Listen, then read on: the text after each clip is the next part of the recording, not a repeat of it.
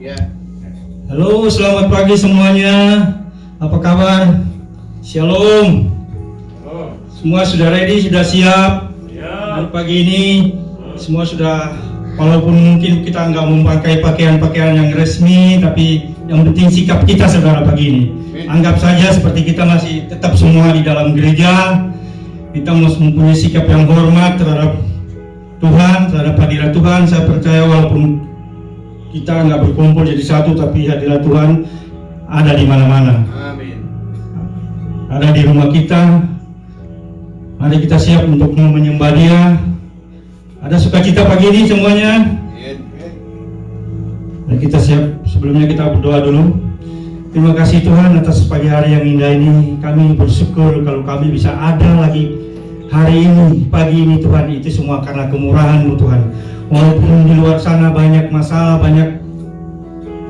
banyak yang menyusahkan di luar sana, tapi kalau kita ada hari ini, kita masih bisa bernapas pagi ini, itu semua karena kebaikan-Mu Tuhan. Dan kami siap untuk memuji-Mu Tuhan. Terima kasih. Di dalam nama Yesus kami berdoa dan mengucap syukur. Hanya Engkau yang layak Tuhan. Engkau yang layak. Yes.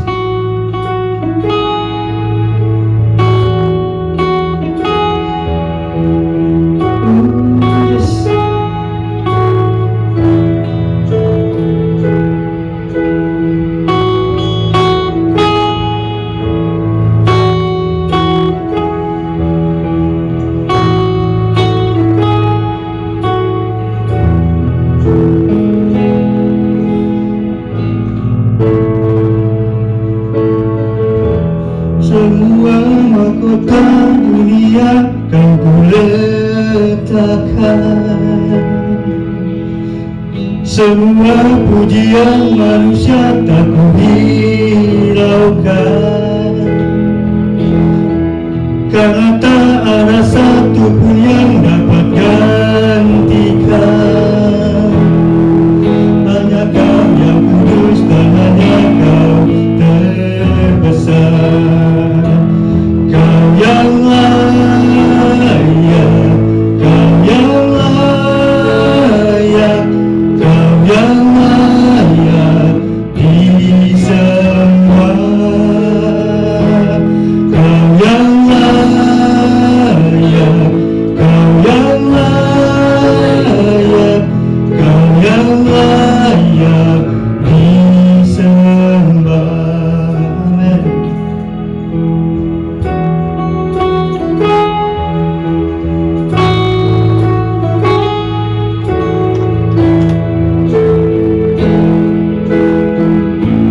Kau dekat dengan semua yang memanggilmu. Betapa besar dan mulianya karyamu. Sungguh tak ada satu pun yang dapat gantikan. Ini ku angkat tanganku dan bersorak. Kau yang layak, Kau yang layak, Kau yang layak, Kau yang layak disembah. Kau yang layak,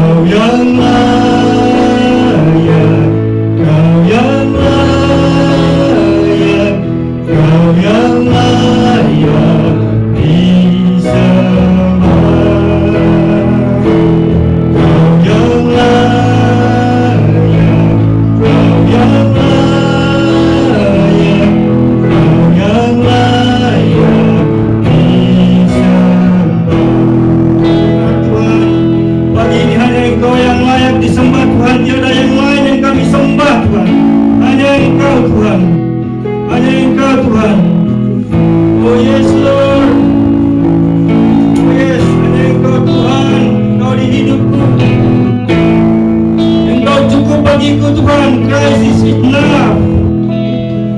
Engkaulah segalanya, Engkaulah upahku, Engkaulah. Semua di dunia ini tidak akan pernah memuaskan kami selain Engkau, Tuhan. Di dalam badai, dalam apapun yang saat ini sedang kami alami, kami tetap memuji-Mu.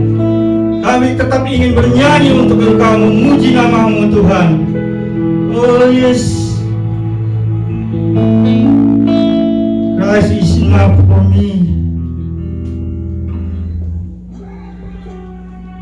Hallelujah. Yes.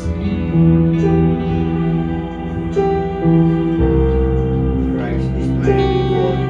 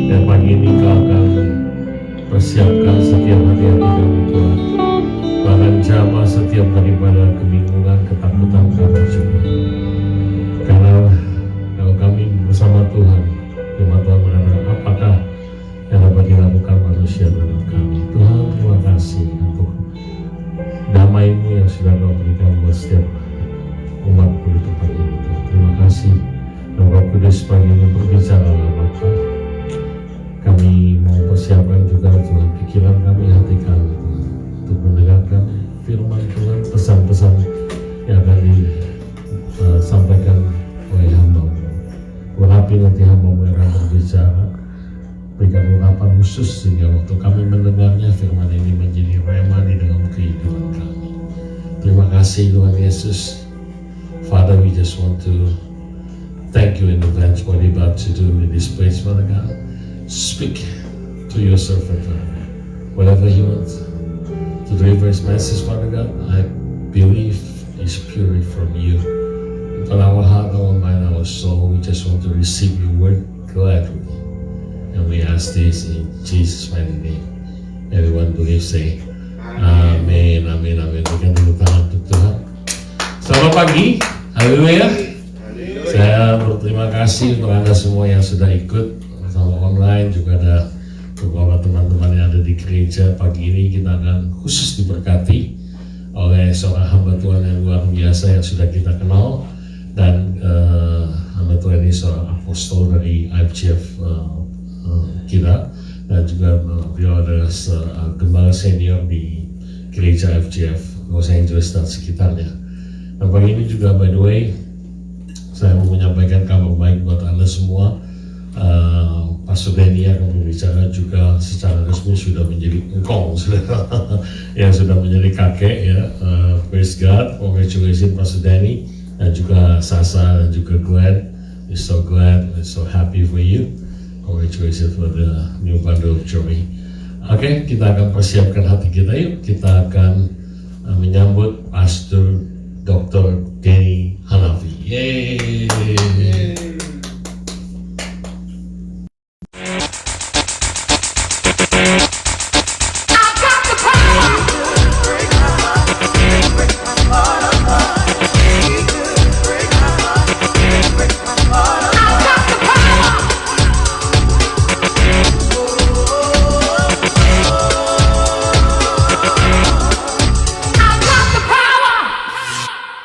Ya, kita adalah orang-orang yang lebih daripada pemenang-pemenang. Haleluya. Shalom, selamat pagi saudara sekalian di Philadelphia. Senang sekali saya bisa berkunjung pada hari ini. Ini bagusnya ada corona, saudara. Kalau enggak kita susah ketemu ya dengan sering-sering. Tapi sudah lama saya nggak ke sana. Tapi kali ini kita bisa ketemu karena kita semua online.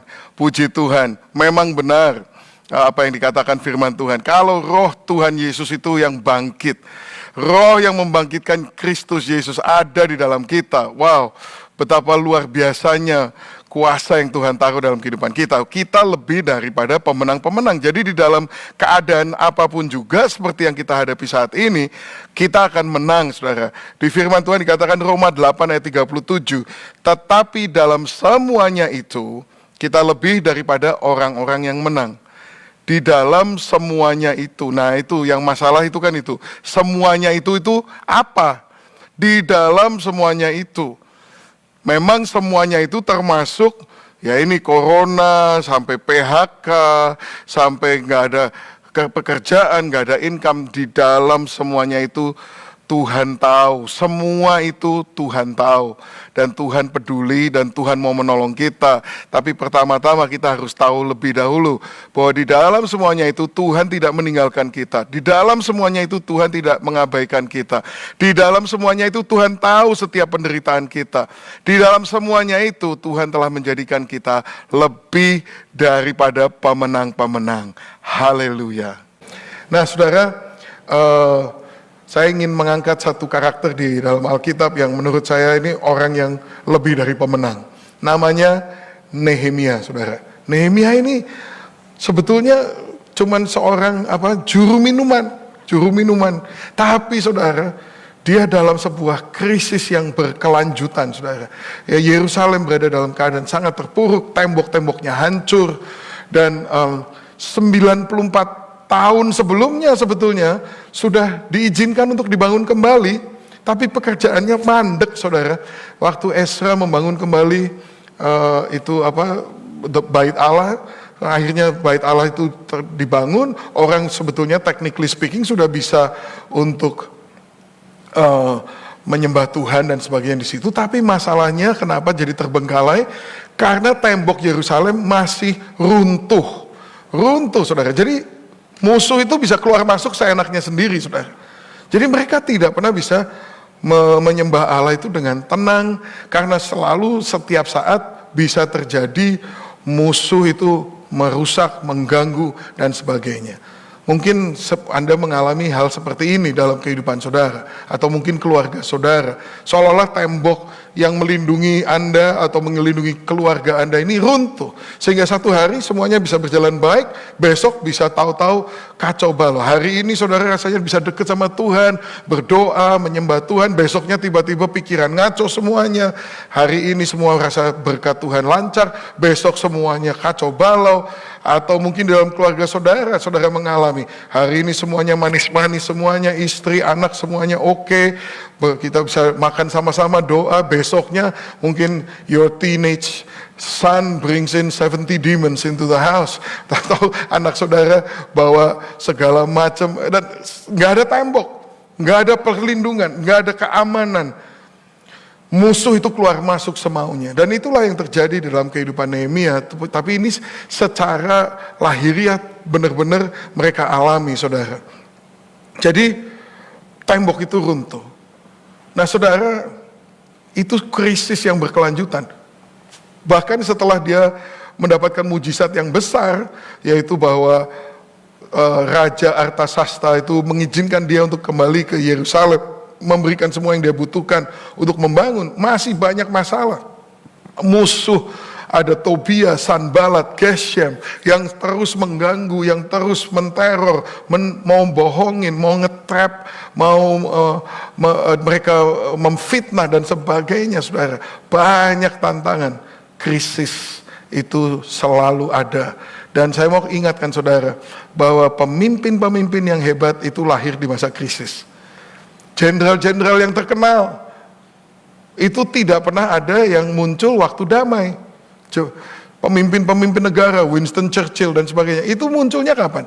Kalau lagi perang dunia kedua muncul mereka, saudara. Dan saya berharap bahwa di dalam krisis yang global yang kita alami saat ini, kita semuanya bisa bangkit, saudara. Kita bisa bangkit dan menjadi pemimpin-pemimpin yang Tuhan ingin daripada kita semuanya. Contohnya Nehemia, ada beberapa hal yang perlu kita pelajari dari kehidupannya. Ya, nah saya mulai membaca dari Nehemia pasal yang 1 ayat yang pertama. Riwayat Nehemia bin Hakaliah.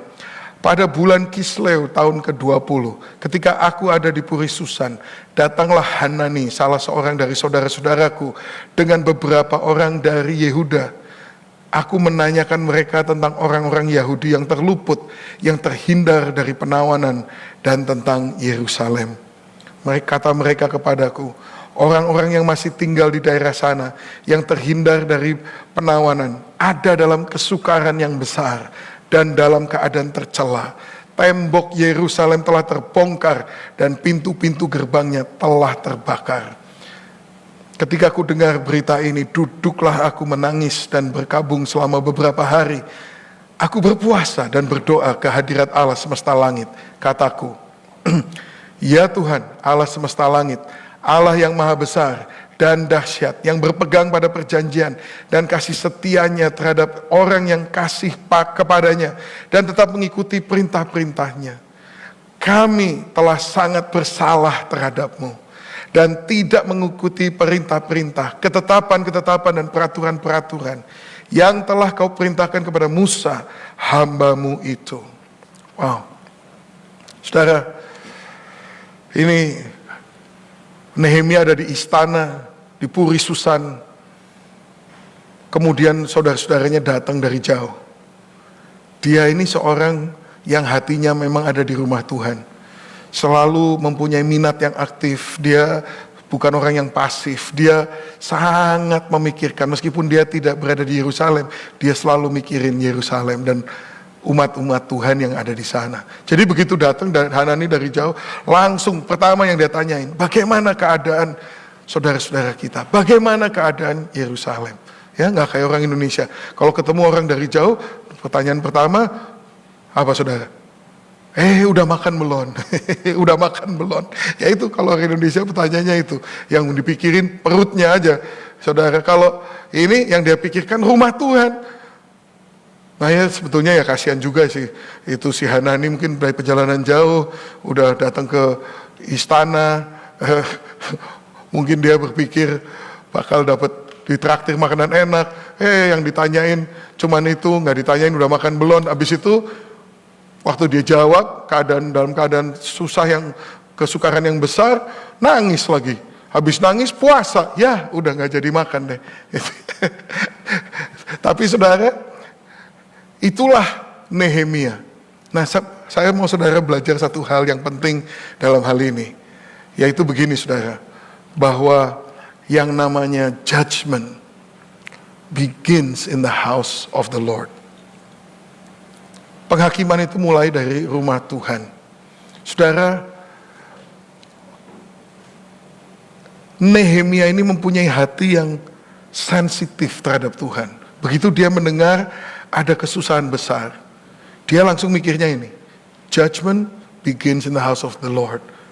dan saya harus bertobat. Saudara, itu yang pertama kali dia lakukan. The first thing he did is repent, berdoa, minta ampun.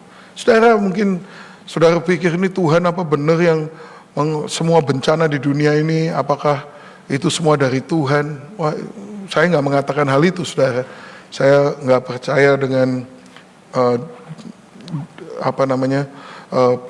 konsep yang demikian bahwa setiap tsunami, holocaust dan sebagainya itu semuanya Tuhan. I don't think so.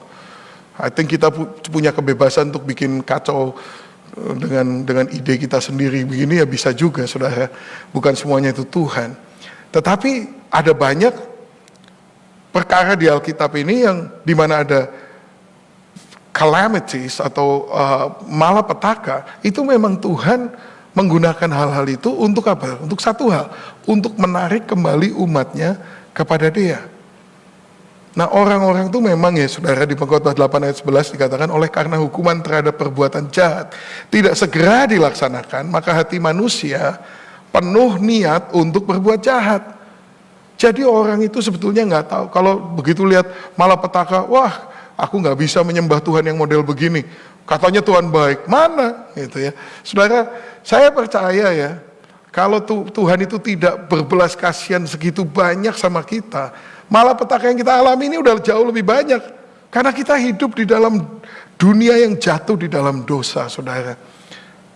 Tapi kalau orang ditahan gitu ya, malapetaka itu ditahan oleh tangan Tuhan, bukannya berterima kasih, malah mereka tambah jahat, saudara. Itu udah dikatakan oleh firman Tuhan. Take it for granted. Nah, saudara, kalau saudara baca buku Amos, itu penuh dengan berbagai-bagai judgment of God. Ya, God can judge His people. Ini saya ambil salah satu aja nih, Amos 4 ayat 6. Oleh karena hukuman terhadap Amos 4 ayat 6 isinya bukan ini, saudara. Amos 4 ayat yang ke-6 itu, aku telah membiarkan engkau mempunyai gigi yang tidak disentuh makanan, artinya nggak ada makanan, dan engkau kelaparan, dan engkau tidak ada roti yang kau bisa makan, tapi engkau tidak kembali kepadaku. I give you empty stomachs in every city, and lack of bread in every town, yet you have not returned to me, declares the Lord. Habis itu dia ngomong, aku menahan hujan di kotamu, tetapi engkau tidak kembali kepadaku. Tambah lama tambah ngeri. Aku membunuh orang-orang mudamu, tapi engkau tidak kembali kepadaku. Saudara, gini ya, saya usul ya. Daripada kita mikirin, kenapa Tuhan gini, kenapa Tuhan gitu, kenapa Tuhan begini. Coba fokus ke bagian keduanya aja gimana. Bagian yang kedua mengatakan apa? Tapi kamu gak kembali kepadaku. Lah ya, udah kita kembali aja kepada Tuhan kan selesai. Kenapa mesti mengadili Tuhan? Kalau memang Tuhan bisa menghukum, by the way, Tuhan itu tidak membutuhkan izin kita untuk menghukum atau tidak menghukum dan sebagainya. Tuhan tidak perlu conform to our idea what a good God should be. He is God, you are not. Dia Tuhan, kamu bukan. So, deal with it. Memang ada Tuhan yang berdaulat, mau apa? Mau apa? Nanti suatu hari, you percaya nggak percaya, hormat nggak hormat, tunduk atau mengepal tinju kepada dia nggak urusan. Kita kecil kok. Nanti suatu hari semua orang berlutut di hadapannya dia. Semua lidah akan mengaku, semua lutut akan bertelut. Jadi jangan sombong-sombong jadi orang, tapi kita mulai belajar dengan takut akan Tuhan. Takut akan Tuhan adalah permulaan hikmat, firman Tuhan mengatakan. Right? Jadi kalau punya hikmat, udah kelihatannya semua hal yang buruk ini gara-gara apa? Karena orang gak mau kembali sama Tuhan. Ya sudah, kita kembali saja sama Tuhan, kenapa? Makanya kalau saudara mau more than conqueror, menjadi lebih daripada orang yang menang, kunci yang pertama adalah have a repentant heart, saudara. Punyailah hati yang cepat untuk bertobat, saudara.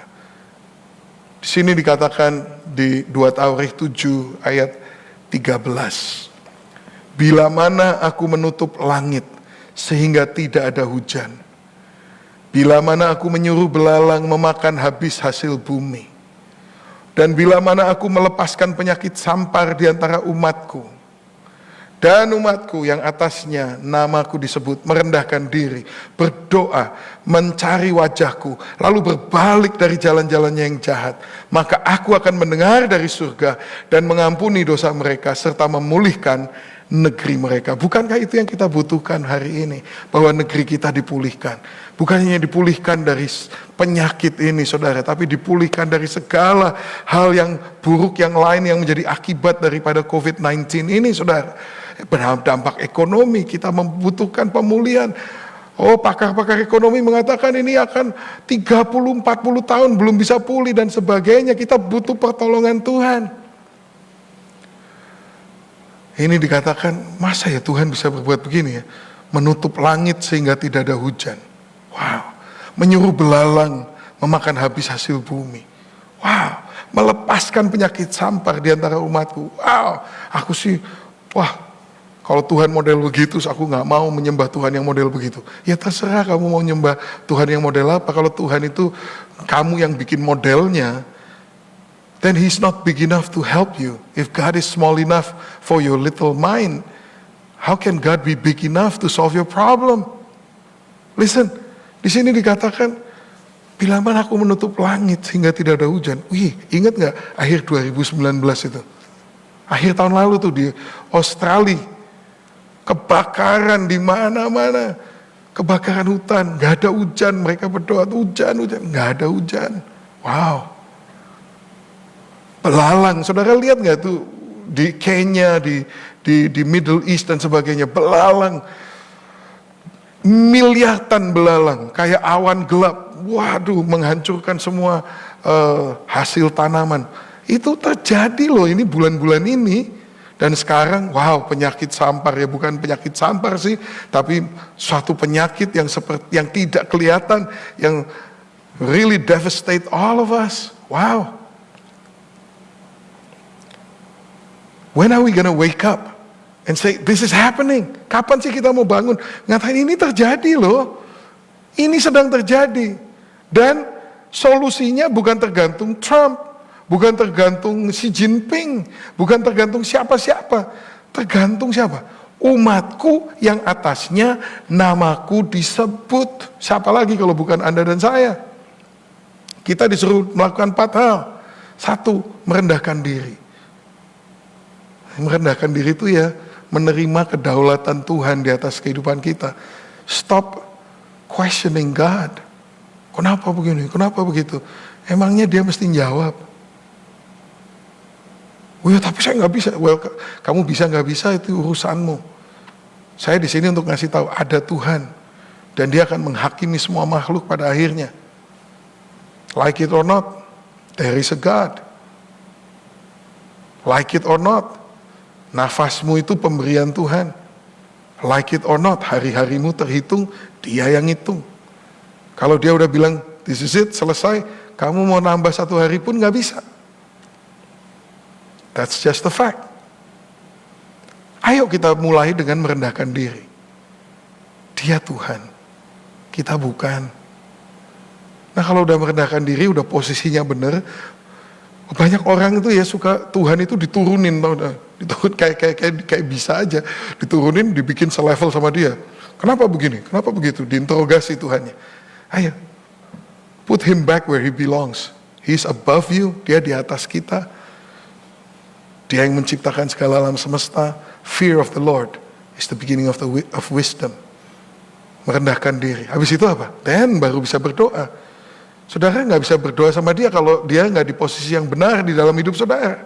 Cari wajah Tuhan. Artinya punya usaha untuk menyenangkan Dia. Maksudnya begini, bukan mencari Dia untuk ngasih tahu Dia what to do. Mencari wajahnya itu adalah what is your will? What did I miss? What must I see? Apa sih kau lagi bicara apa sama kami? Jadi kalau ada calamity, ada sesuatu yang buruk, saudara mawas diri dong, tanya sama Tuhan, what's going on God?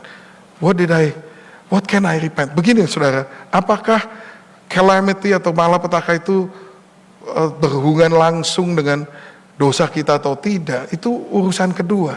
Tapi kalau ada judgment apapun juga, bukankah yang terpenting adalah, aku nggak tahu ini apa ini, tapi yang satu yang penting, aku mau benar di hadapan-Mu Tuhan. Nah ini, orang merendahkan diri, berdoa dan mencari wajahnya itu begitu. Lalu berbalik dari jalan-jalannya yang jahat. Kalau ada yang memang kita harus bertobat, ya bertobatlah saudara. Berbalik dari jalan-jalan yang jahat. Ini Tuhan masih mild, kasih kita, kasih kita yang mild saudara. Dia izinkan ada corona ini saudara ya. Saya pikir-pikir lagi ya. Saya dengerin khotbah banyak di internet. Saya heran, kebanyakan khotbah-khotbah itu cuman trying to make people feel better about themselves. Menghibur, menguatkan, memberikan pengharapan, gitu-gituan aja. Nggak banyak yang khotbah tentang repentance. Padahal di Alkitab itu Tuhan menggunakan segala macam malapetaka itu sebagai corong, like a megaphone, untuk mengingatkan orang, hey, come back to me, come back to me. Saudara, gara-gara corona ini, saudara bisa bayangkan, industri pelacuran bubar. Udah gak ada yang ke pelacur. Klub, mabok-mabokan, bar, tutup. Istri saya cerita, dia kan kerja di hospital. Biasanya itu yang masuk emergency room, tabrakan, itu banyak sekali saudara orang. Itu di emergency, mostly people tabrakan, kecelakaan, dan mostly adalah drunk driving. Zero sekarang, drunk driving. Corona is good for this thing, saudara. Saudara bisa bayangkan nggak orang-orang yang suka nyeleweng gitu ya? Mungkin orang Kristen juga ada. Bapak-bapak sekarang mau nggak mau harus di rumah kan, harus memenuhi panggilanmu jadi imam di keluarga kan? Harus jadi imam di keluarga. Jadi suami yang benar, bapak yang benar. Sekarang dulu banyak alasan. Sibuk lah di rumah marah-marah doang kalau udah kerja terus. Ya kalau cuman kerja. Emang gua nggak tahu. Banyak orang yang kelihatannya sibuk kerja. Keluar pacaran sama sekretarisnya lah, sama coworkernya lah, minum-minum di mana sama siapa lah. Belum yang kalau di Amerika sini itu ada website namanya Ashley Madison buat orang-orang yang mau hook up sama orang-orang lain yang mau nyeleweng. Gila ya, ada website ya saudara, orang nyeleweng ketemu orang nyeleweng. Tinder date, all those unholy hookups in clubs and lounges, bubar semua. Happy ending massage, bubar, udah gak ada orang pergi massage. Terpaksa di rumah, diberi kesempatan untuk bertobat, diberi kesempatan untuk jadi imam di dalam rumahnya. Saudara, sudah bertobat? Sudah menjadi imam? Sudah menjadi suami? Hai suami, kasihilah istrimu seperti Kristus mengasihi jemaat dan menyerahkan dirinya baginya. Wow, Efesus 5:22. Sudah kita lakukan, dulu banyak alasan karena sibuk kan. Sekarang, Anda udah menyerahkan dirimu untuk istrimu nggak? Saya tanya tadi beberapa teman-teman, suami-suami itu saya, kamu sekarang jadi banyak sibuk bersihin rumah nggak? Iya semua iya. Saya juga saudara, saya belum pernah bersihin rumah segini banyak di dalam hidup saya. Kayaknya belum pernah, dapur saya dari dulu menurut saya bersih-bersih, tapi sekarang kok kayaknya tiap hari mesti saya bersihkan. Nggak taunya dulu itu istri saya. Sekarang saya di rumah, ya lebih banyak masak, lebih banyak nyuci, lebih banyak bersih-bersih. Istri saya dulu yang melakukan. Wah, saya belajar, I repent. Belajar jadi suami yang benar, jadi bapak yang benar di rumah, mendoakan istri, mendoakan anak. Ada baiknya saudara. Jadi nomor satu, mau jadi more than conquerors. Number one, repentant heart. Milikilah hati yang cepat untuk bertobat. Sensitif Tuhan, aku ini menyenangkan Engkau enggak ya? Ujilah aku dan cobalah aku. Selidiki kalau ada hal yang jahat di dalam hatiku. Itu harus jadi hati kita, saudara. Nehemia begitu dengar ada masalah, first thing, pertobatan. Dan di akhir dari chapter 1 itu, ayat 11 mengatakan, ketika itu aku ini juru minuman raja. Nah, jadi juru minuman itu interesting juga, saudara. Kalau you pikir ya, juru minuman itu tugasnya minum anggur raja sebelum raja minum. Artinya apa? Supaya kalau ada yang ngeracun raja, raja itu selamat. Juru minuman mati. Jadi raja itu ya kalau si Nehemia minum anggurnya, terus dia sehat walafiat gitu ya, terus dia minum juga. Tapi kalau habis si Nehemia minum, terus dia kelojotan, berbuih-buih mulutnya, mungkin raja bilang, oh that does not look so good. Maybe I should not drink that wine, and bye-bye Nehemia. Jadi Nehemia ini ya cuman dipakai badannya doang, saudara. Padahal otaknya ini brilian. Terbukti dari kisah ini, dia seorang pemimpin yang luar biasa, seorang yang very smart. Nggak dipakai, cuman badannya doang yang dipakai. Cuman buat bumpernya raja. Wow, how demeaning ya, betapa direndahkan sekali. Tapi saudara, karena pelayanannya dia, maka raja nggak bisa diracun sama siapapun di seluruh negara itu. Kecuali oleh Nehemia. Satu-satunya orang yang bisa ngeracun raja adalah Nehemia. Hebat gak tuh saudara? Jadi ini adalah poin kedua saya, bagaimana menjadi more than conquerors. Nomor 1, punyailah hati yang cepat untuk bertobat. Yang kedua, learn to be faithful and trustworthy. Are you trustworthy? Saudara ini orangnya bisa dipercaya gak? Kalau ngomong A itu A, kalau ngomong B itu B. Bisa nggak orang pegang omongan saudara? Istrimu tuh percuma nggak sih dia percaya sama saudara? Are you faithful? Are you trustworthy? Saudara, simple sih memang.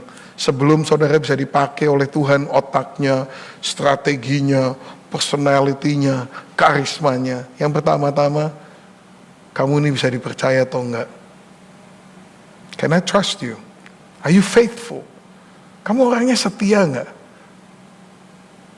Mengabdikan diri setia kepada Tuhan atau tidak? Nah itu saudara, number 2. To be more than conqueror. Karena apa? Kalau dia nggak pernah jadi juru minuman, dia nggak akan dapat kesempatan untuk selanjutnya, saudara. Kisah Nehemia semuanya.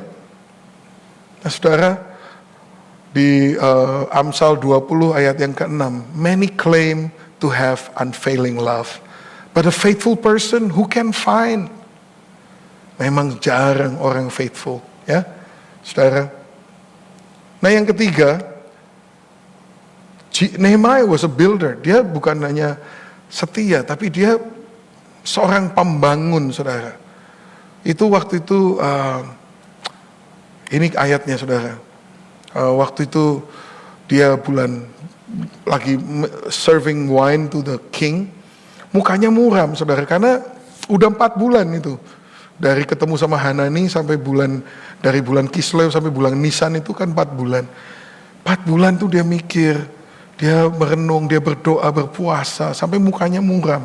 Nah ini paling bahaya, jadi juru minum nggak boleh mukanya muram, karena namanya juga mau bawain minuman, si raja ini lagi stres mau menghibur diri dengan minum, waiternya tampang stres. Ya dia ngamuk, itu bisa dipenggal kepalanya, saudara. Makanya, tapi dia, ya gimana? Kemudian si raja ini, kenapa kamu muram? Padahal kamu gak sakit. Maka ketakutanlah Nehemia. Nah, kadang-kadang krisis itu mencapai puncak, saudara. Disitulah dia udah mikir, dia udah 4 bulan lamanya berdoa dan berpuasa. Saat ini tiba. You know, as a conqueror, you must know the timing when to seize the moment. Karena seringkali kesempatan terbuka dan tidak akan terulang lagi. Disinilah kesempatan itu terbuka. Di saat semestinya lehernya dipotong, raja malah ngomong gini, lalu kata raja kepadaku, jadi apa yang kau inginkan? Apa yang kau inginkan? Pasti dia kaget dengar itu. Maka aku berdoa kepada Allah semesta langit. Doa paling pendek yang tercatat di Alkitab. Ini di sini. Karena ini lagi kritis di depan raja. Doanya nggak bisa panjang-panjang, mungkin setengah detik.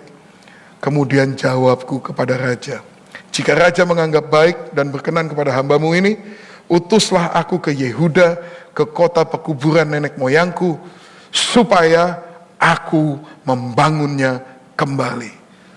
Being a builder start with a commitment. Aku akan membangunnya kembali. Emang kamu udah pernah bangun tembok? Ya belum. Kamu pernah bangun Yerusalem? Belum. Punya pengalaman sebagai arsitek? Belum. Insinyur sipil? Belum. Tapi aku sudah berdoa 4 bulan ini. Aku punya beban yang besar untuk kesejahteraan bangsaku. Aku punya beban. Aku akan membangunnya kembali. Caranya gimana? Aku akan coba dengan sebaik-baiknya. Saudara, ini kunci yang ketiga. Kunci pertama, repentant heart. Kunci kedua, faithful and trustworthy. Kunci ketiga, skillful and hardworking. Karena dia builder. Gimana jadi skillful? Anda mau jadi conqueror, harus skillful, harus punya skill maksud saya. Wah, banyak orang tuh nggak pernah maju, nggak pernah mulai karena merasa belum punya skill. Saya katakan, coba perhatikan Nehemia tuh gimana mendapatkan skillnya. Nehemia itu dapat skillnya tuh dari apa? Dari persiapan sebaik-baiknya yang dia lakukan. Habis itu dia dengan terjun ke lapangan. Saudara kalau mau belajar berenang, berapa banyak saudara bisa belajar berenang kalau nggak pernah nyemplung ke dalam air? Ayo, terlalu banyak orang itu berteori demi teori. Seringkali yang diomongkan di gereja juga teori. Hanya teori saja. Kapan saudara mau mempraktekannya dalam kehidupanmu? Mau belajar berapa lama lagi bahwa suami itu harus mengasihi istri seperti Kristus mengasihi jemaat?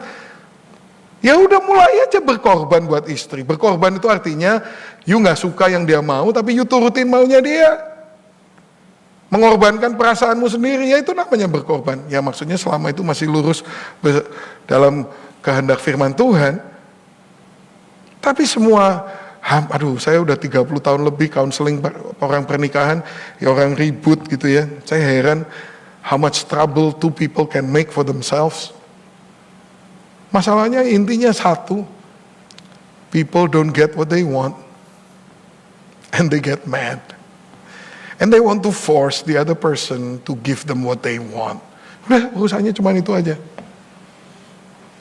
Itu. 30 tahun sampai habis rambut saya ini ngurusin orang bertengkar, berkelahi, urusannya cuma itu. I want something from you and you don't give it to me. You need to change so that bosen, tahu gak saudara? Saya terus terang bosen counseling. Karena menurut saya itu buang waktu, gak ada gunanya. Karena sebenarnya sudah ada jawabannya, cuman orang itu ngotot, gak mau terima, mau kemauannya sendiri. Orang kalau mau skillful, just do it. Learn on the job, learn on the way. Orang berenang ya harus nyemplung, nanti sambil tenggelam dikit gak apa-apa lah. Nanti juga baru bisa belajar berenang. Itu yang dilakukan Nehemia, dia langsung pergi. Dia bilang, aku akan membangunnya kembali. Oke. Kamu perlu apa? Langsung, tapi dia udah persiapan juga loh saudara. Kamu perlu apa? Tolong kasih tahu itu bupati di sana supaya aku dapat surat jalan. Tolong kasih tahu ini orang ini untuk kasih aku bahan-bahan bangunan. udah mikir juga dia saudara. Diberikan semuanya pada dia jalan. Sampai sana dia betul-betul melakukan survei 3 malam saudara. Dia turun sendiri melihat bagian-bagian tembok yang runtuh. Saudara, kalau mau jadi conqueror ya saudara, you must learn to have first hand observation on your own. Banyak orang itu males, tanggung-tanggung, kurang ngotot hidupnya. Kalau Nehemia ini ngotot, begitu itu dia nggak bawa orang banyak, dia cuma bawa beberapa orang yang sangat dia percayai. Malam-malam supaya nggak ada yang tahu, dia survei itu tembok. Karena dia mau bangun tembok, dia mau tahu persis keadaan tembok itu seperti apa. Dan dia nggak mau cuma dengar cerita dari orang, dia mau lihat sendiri, dia mau jalanin sendiri, dia mau lihat seberapa parah di sebelah sini, seberapa parah di sebelah sini, supaya nggak dibohongin orang, supaya dia tahu betul, he knows himself firsthand what's going on. Itu seorang pemimpin harus tahu itu, saudara. Terlalu banyak pemimpin yang males, cut corners, rely on second hand information, akibatnya never get done, the job doesn't get done right. Ini kalau si Nehemia ini dia tahu, dari mana saya tahu, nanti strateginya dia tahu orang tuh tinggal di mana, di bagian itu ada kerusakan apa di tembok, dia tahu, untuk itu semua penting buat strateginya dia catat semuanya. That's how you learn to be skillful, by being diligent, by not cutting corners, by working hard, by doing it yourself. That's how you develop your skill. Nih lihat nih.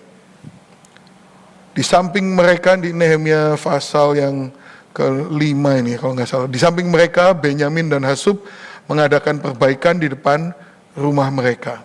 Di samping mereka Azaria bin Maaseya bin Ananya mengadakan perbaikan di samping rumahnya. Mulai dari pintu gerbang kuda para imam mengadakan perbaikan masing-masing di depan rumahnya. Saudara, observasi nomor 1. Dia tahu nama mereka semua loh. He knows everybody by name. Nomor 2, dia tahu mereka tinggal di mana. He knows where everybody lived. Nomor 3, dia tahu kerusakan apa di setiap tembok di dekat rumah mereka. Nah, itu saudara, seorang pemimpin yang punya skill itu begini. Gotta work hard.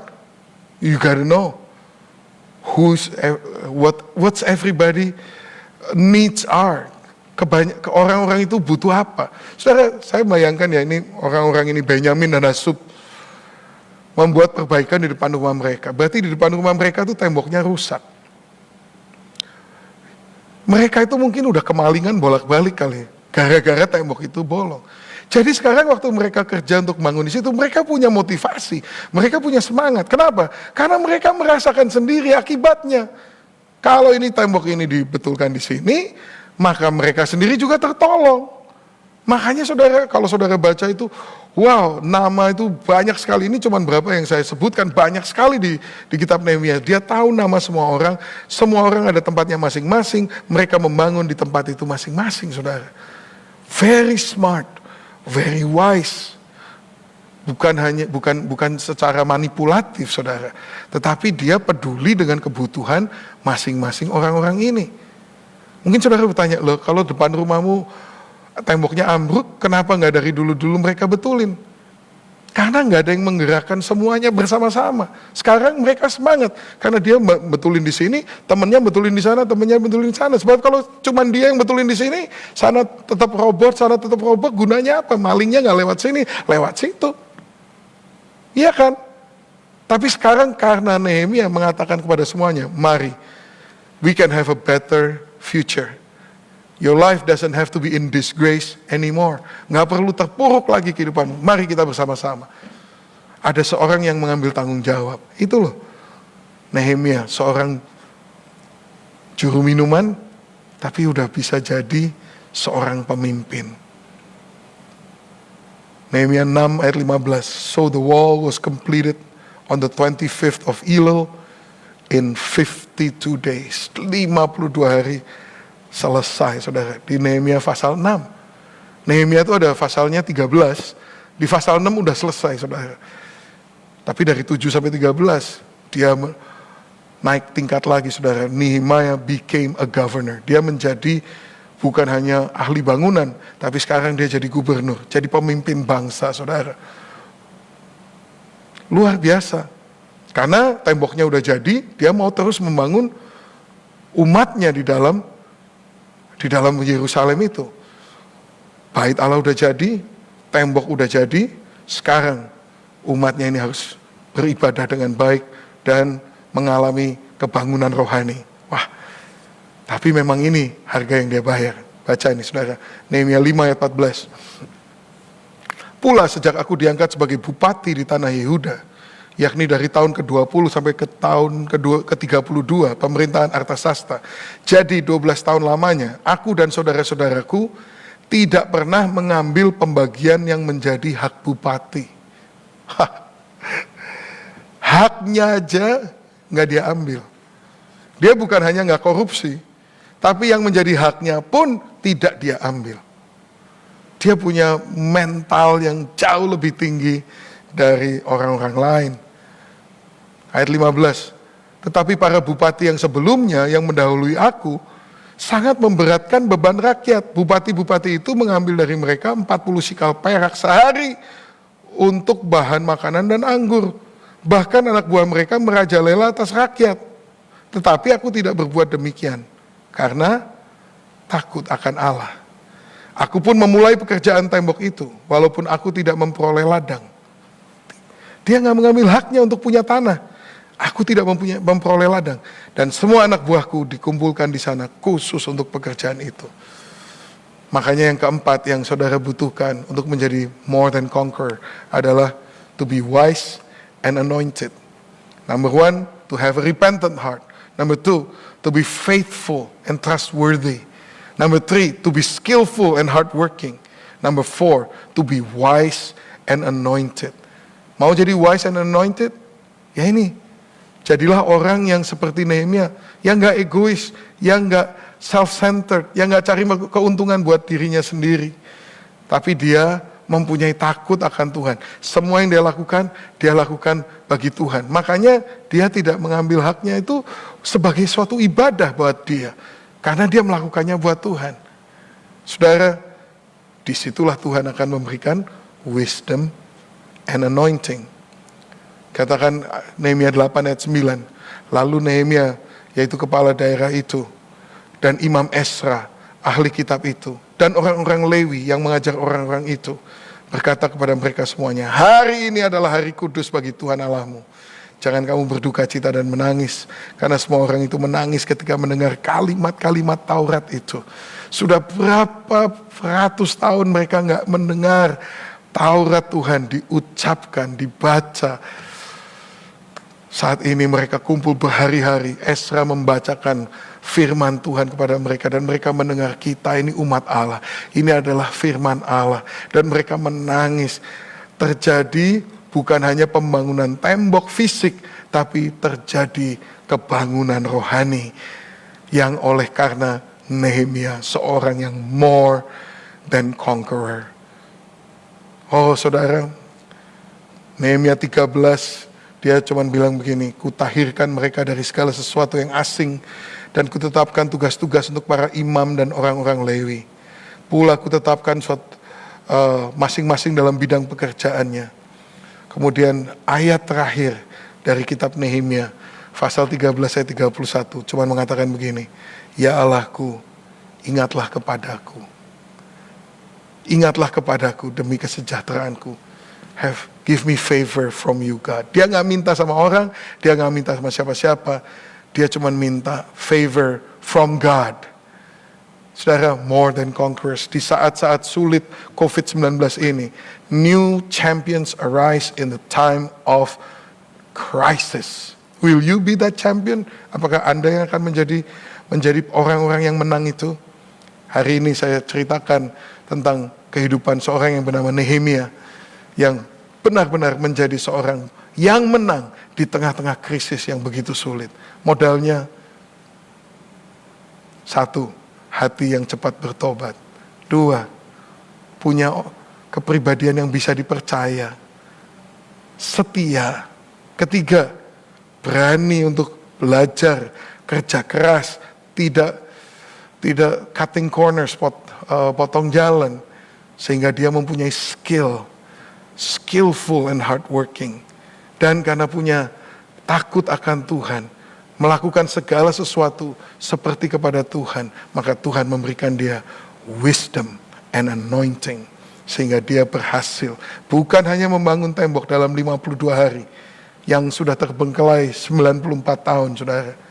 Tapi terjadi kebangunan rohani, ibadah kembali di umat Israel. Saya percaya setelah Corona ini lewat, akan ada champion-champion yang akan lahir dari rumah Tuhan, yang akan membawa pemulihan bagi negeri kita. Mari saudara, kita bertobat. Mari saudara, kita kembali kepada Tuhan. Mungkin saudara belum pernah mengatakan kepada Tuhan Yesus, menyerahkan seluruh hidupmu kepada Tuhan Yesus. Ini saatnya saudara. Mungkin selama ini saudara percaya Yesus. Tapi kalau cuma percaya, ya siapa yang gak percaya? Iblis juga percaya sama Yesus. Jadi kalau saudara cuma percaya sama Yesus, belum beda sama iblis. Karena iblis percaya dan gemetar pada nama itu, Yakobus katakan. Dia percaya Yesus Tuhan.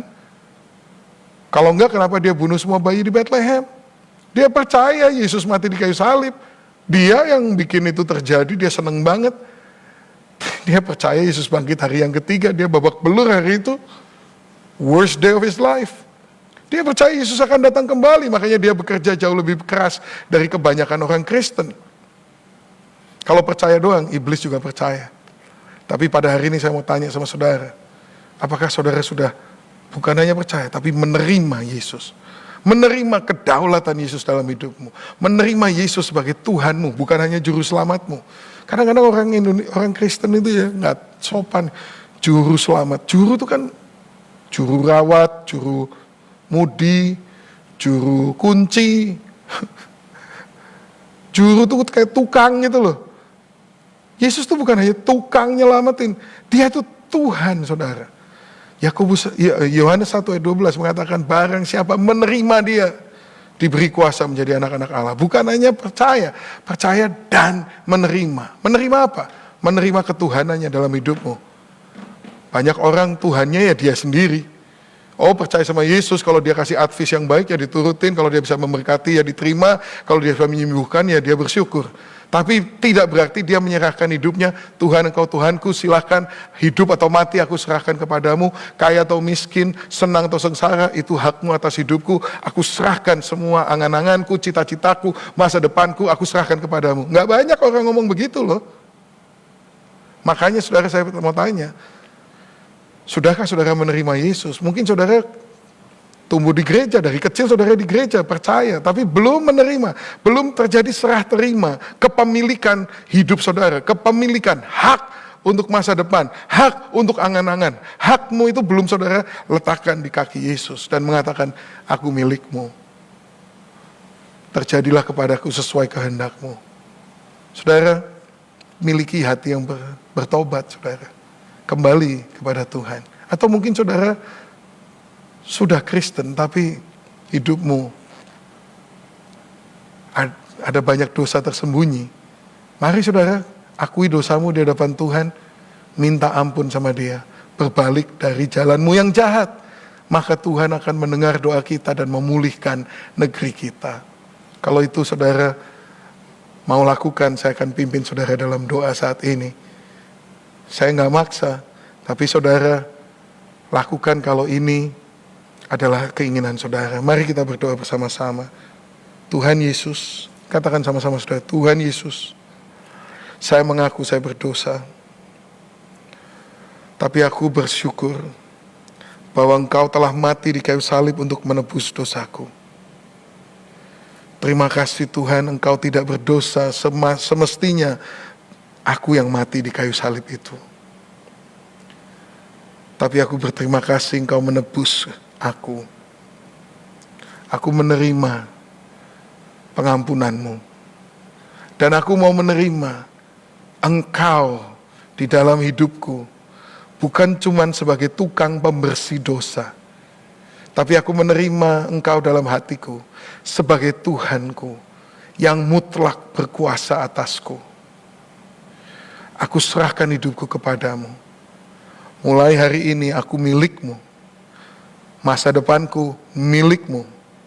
Aku kaya, aku miskin, keputusan-Mu. Hidupku milik-Mu. Terimalah aku sebagai anak-Mu. Aku menerima Engkau sebagai Tuhanku. Di dalam nama Bapa, Putra dan Roh Kudus. Dalam nama Yesus Kristus, Tuhanku, aku berdoa. Amin. Saudara sekalian, kalau saudara berdoa doa ini, saudara berdoa yang terpenting dalam hidupmu, maka saudara sudah lahir baru, saudara sudah diampuni dosanya. Sekarang saudara belajar hidup sebagai anak Tuhan.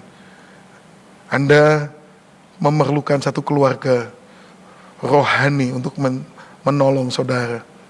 Saudara sudah ditempatkan, di sini ada gereja. Datang kepada gembala saudara, hubungi mereka, nomor atau website mereka, supaya mereka bisa follow up saudara. Jangan lari saudara, justru saudara perlu untuk bersekutu dengan saudara-saudara seiman, supaya saudara bisa bertumbuh, supaya iblis tidak bisa menjerat saudara kembali. Amin. Mari saudara kita bersyukur kepada Tuhan, dan biarlah Tuhan memberkati saudara dan menjadikan saudara-saudara sekalian lebih dari pemenang.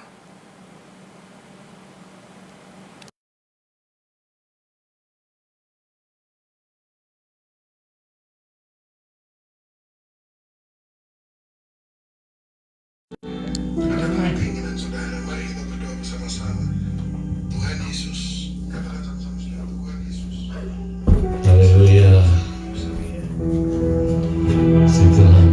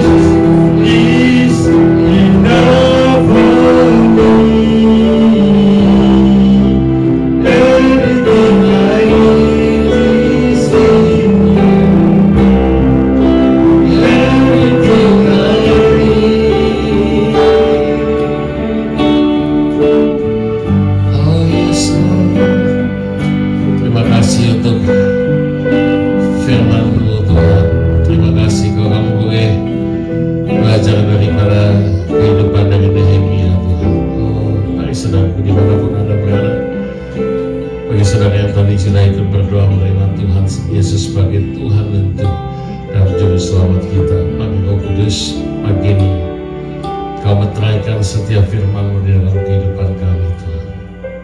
Oh, kami adalah lebih daripada pemenang, ya Tuhan. Kami mau hidup sesuai dengan panggilan Tuhan. Kami ini mengatakan Christ is enough for me. I have decided to follow you, Jesus. Kami memutuskan pagi ini Tuhan untuk berjalan mengikuti Engkau ya Tuhan. Terima kasih Bapa Saudara surga. Dan kau sekali lagi yang berdoa ya Tuhan agar firman Tuhan tidak akan kembali dengan sia-sia. Kau akan memetraikan setiap apa saja yang kami dengar. Terima kasih ya Bapa dalam surga. Tuhan berkati umat-Mu dimanapun mereka berada. Dan pagi ini Tuhan kami juga mau mempersiapkan hati kami untuk menerima perjamuan kudus. Roh Kudus mari sucikan dan ampuni segala kesalahan kami Tuhan.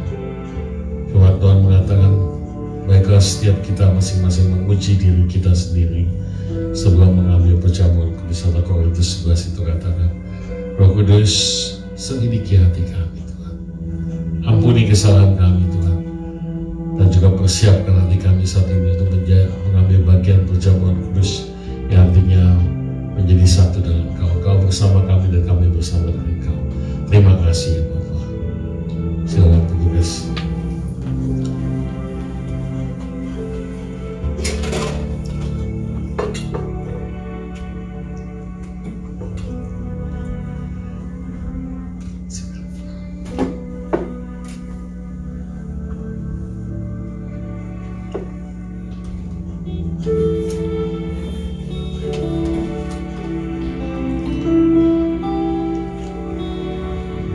Bagi saudara yang sudah mendapatkan roti dan anggur, dan bagi saudara yang di rumah sudah mempersiapkan, mari kita pegang di tangan kanan kita roti yang melambangkan tubuh Tuhan dan anggur di sebelah tangan kiri kita. Bangkit berdiri ya saudara. Ya, saya undang jemaat di sini untuk bangkit sama-sama berdiri.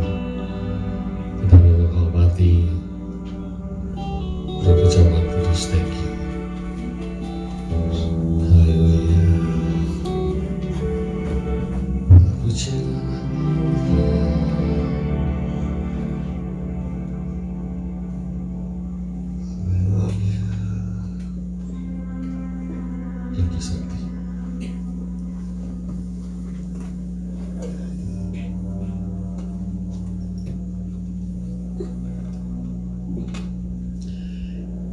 Kita angkat di tangan kanan kita roti yang melambangkan tubuh Tuhan. Tuhan, kami bersyukur, kami mengaku ini adalah lambang daripada tubuh-Mu yang sudah dipecah-pecahkan buat kami Tuhan. Kau sudah rela mati ganti kami Tuhan. Terima kasih ya Tuhan. Kami yang seharusnya mati di kayu salib, tapi Engkau yang sudah gantikan kami, sudah menebus dosa-dosa kami. Bapak, pagi ini kami juga percaya Kau adalah kepala daripada tubuh-Mu di tempat ini. Bapak, satukan